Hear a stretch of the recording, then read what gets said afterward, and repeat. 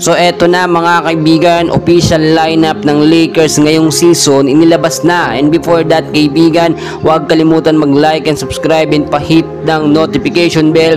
Maraming salamat po. Mga kaibigan, marami ang nag-aabang ngayon sa perfect lineup nga starting 5 lineup ng Lakers. At dahil nga po Team USA ilang player din ng Lakers ang nakapaglaro diyan, especially etong si LeBron James na the GOAT nga po greatest of all time na siyang nagbigay ng panalo at gintong medalya sa Team USA. Ngayon mga kaibigan, nangyayari na rin, inasop na yung mga trade system dito nga po sa Lakers mga kaibigan ay pinag-uusapan.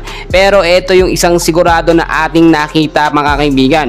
Official first 5 lineup ng Lakers inilabas na nga po at nakita natin sa ilang update. Kasama sa lineup eto nga pong si Angelo Russell, Austin Reeves, LeBron James, syempre kasama yan mga kaibigan si Rui Hachimura at Anthony Davis. Kung titignan nyo so far, eto yung may pinakamalakas na first 5 lineup ngayon sa mga NBA teams. Marami din nagtatanong sino nga ba mga kaibigan ang posibleng maging katapat or kariba lamang ito nga pong Lakers ngayong season. Marami nagsasabi na walang iba kundi ang Golden State Warriors dahil naman po kay Steph Curry. Kung hindi rin daw kasi dahil kay Steph Curry mga kaibigan ay hindi rin daw makakakuha ng gintong medalya ang Team USA. Marami naman nagsasabi, especially yung mga bashers nga po ni Steph Curry na kung hindi daw dahil kay LeBron hindi aangat etong si Steph at aasa lamang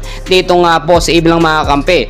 Well, hati naman ang atensyon ng mga fans po mga kaibigan. May mga nagsasabi dahil nga daw po sa mga crucial 3-point shot po at ang mga moves ditong si Steph Curry especially doon sa last quarter kontra Team France mga kaibigan ay hindi makakakuha na maayos na chemistry at momentum itong si LeBron James at nababaliwala lamang ang kanilang effort mga kaibigan at posible pa silang matalo ng Team France. Well, alam naman natin mga kaibigan, buong team nagbigay ng suporta at galing nila para makakuha ng gintong medalya.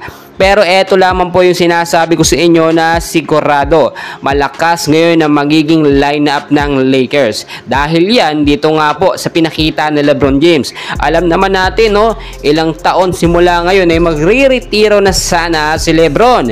Pero dahil nga po sa kanyang crucial moments at naging MVP pa siya dito nga po sa Paris Olympics mga kaibigan, may gintong medalya pa, ay tila may extend yung kanyang paglalaro dito sa Lakers.